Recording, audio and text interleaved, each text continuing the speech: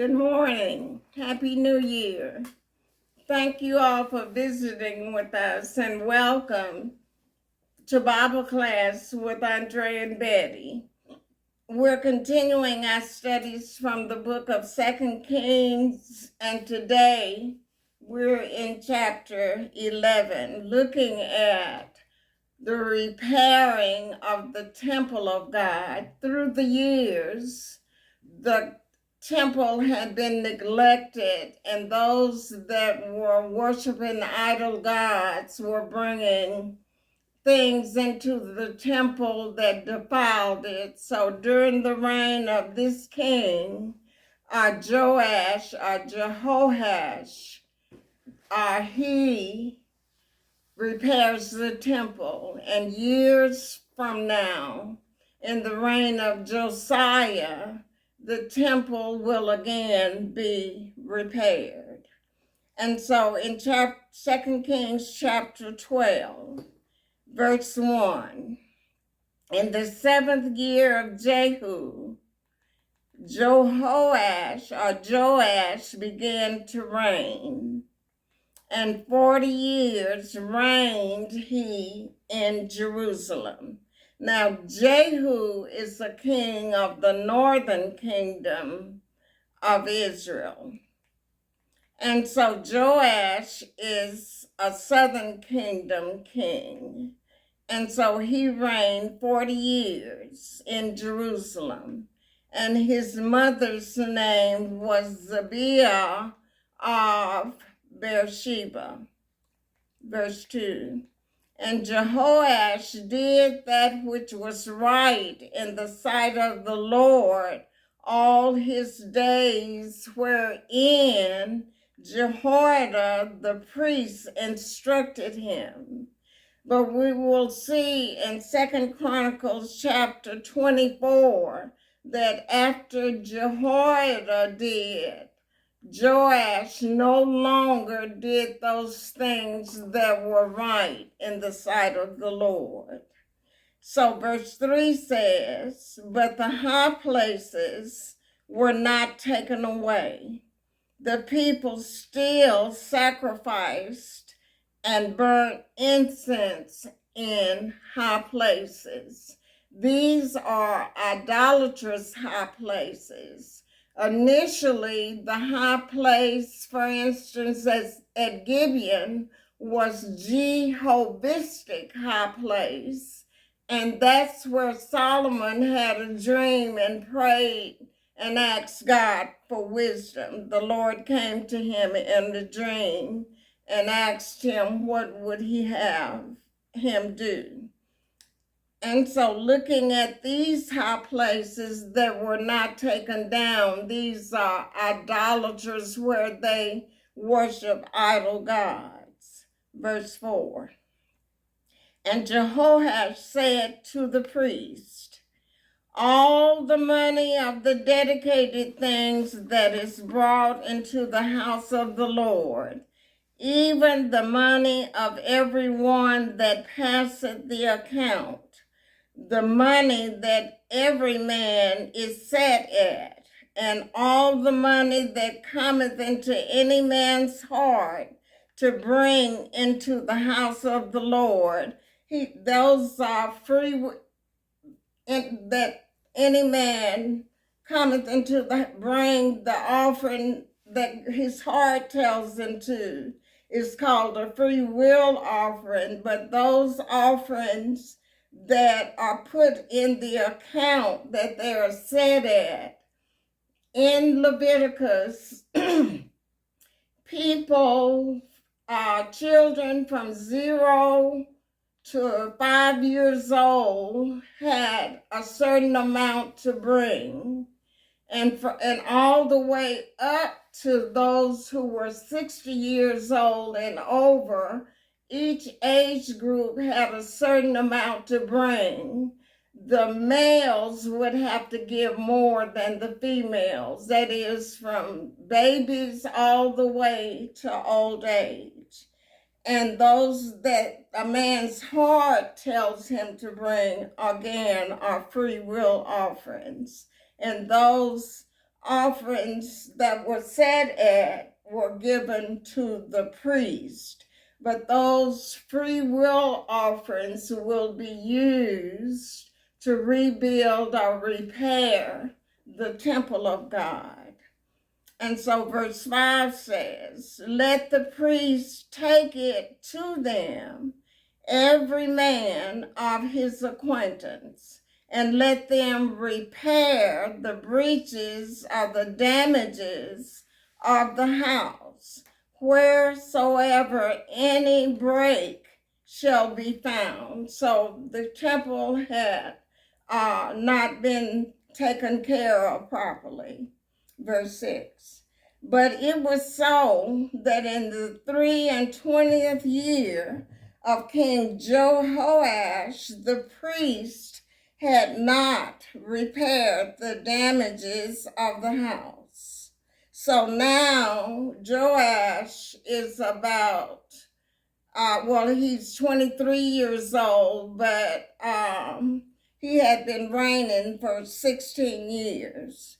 And so, verse 7, since the priest had not repaired the damages to the house, then King Jehoash called for Jehoiada the high priest and the other priests, and said unto them, why repair ye not the breaches of the house?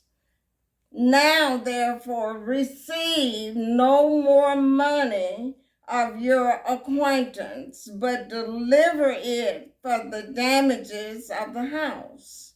Verse 8. And the priest consented to receive no more money of the people, but neither to repair the breaches of the house. Verse 9. But Jehoiada the priest took a chest and bored a hole in the lid of it and set it beside the altar on the right side as one cometh into the house of the Lord.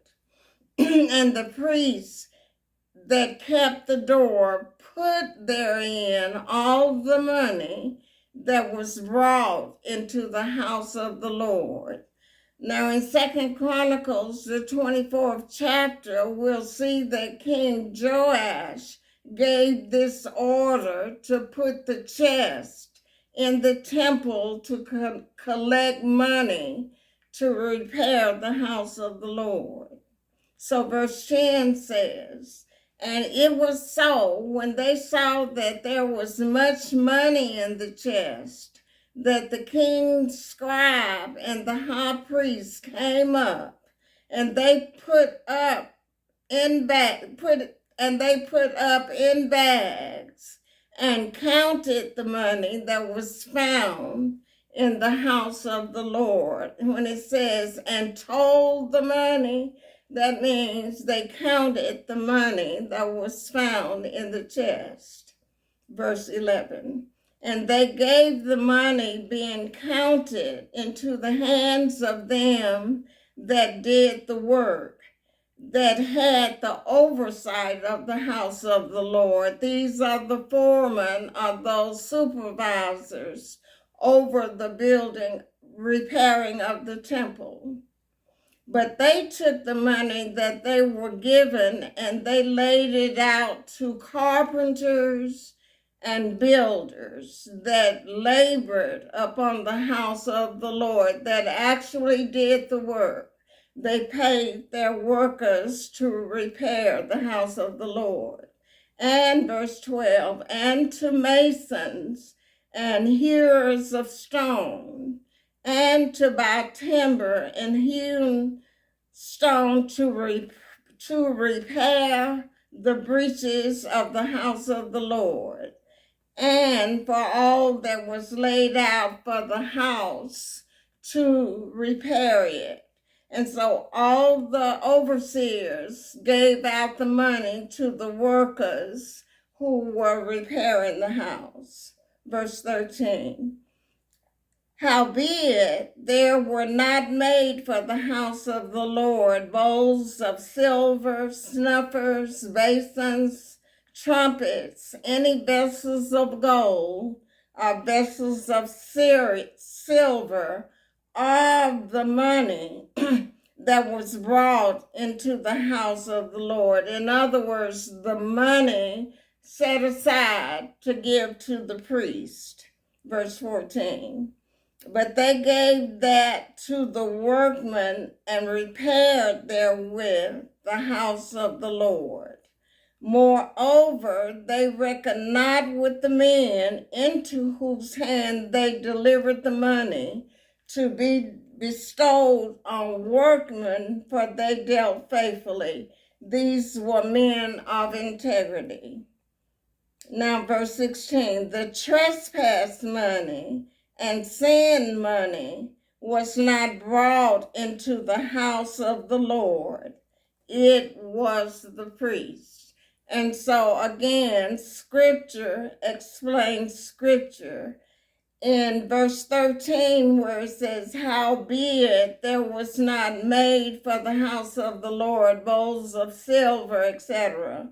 Then verse 16 explains the trespass money and sin money was not brought into the house of the Lord. It was for the priest. And those instructions are given in the book of Leviticus. Verse 17. Then Hazael, king of Syria, went up and fought against Gath and took it. And Hazael set his face to go to Jerusalem. Now Gath is a Philistine country, but after Hazael, the king of Syria, fought against them, then he decided to go up and fight against Jerusalem. Verse 18.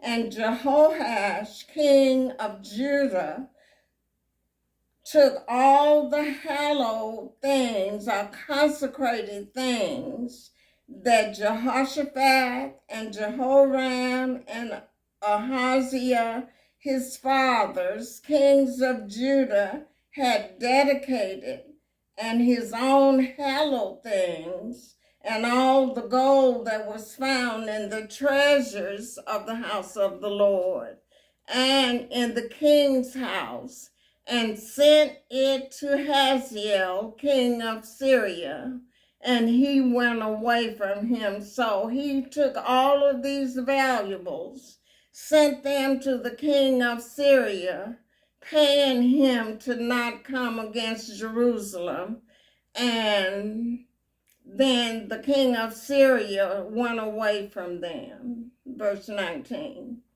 And the rest of the acts of Joash, this is Jehoash, and all that he did, are they not written in the book of the Chronicles of the kings of Judah? And that's in chapters 24 and 25 of 2 Chronicles, verse 20. And his servants arose and made a conspiracy and slew Joash in the house of Milo, which goeth down to Silla. Now, Milo was a military fort, and Joash's servants killed him. Verse 21.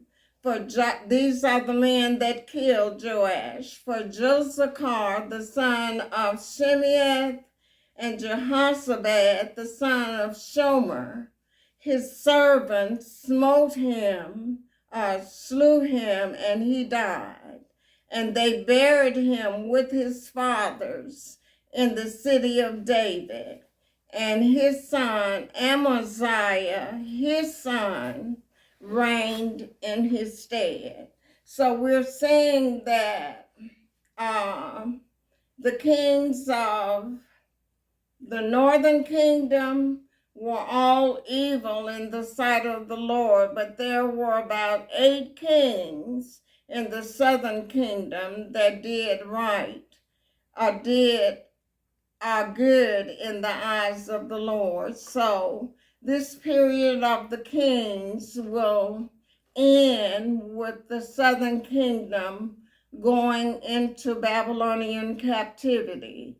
And there will be no king of Israel until King Jesus comes to reign over the earth in the millennial kingdom. And that's a lot of history to go through, but it's all recorded in the Word of God. So thank you all for listening. Again, Happy New Year, and we'll see you next time. Bye.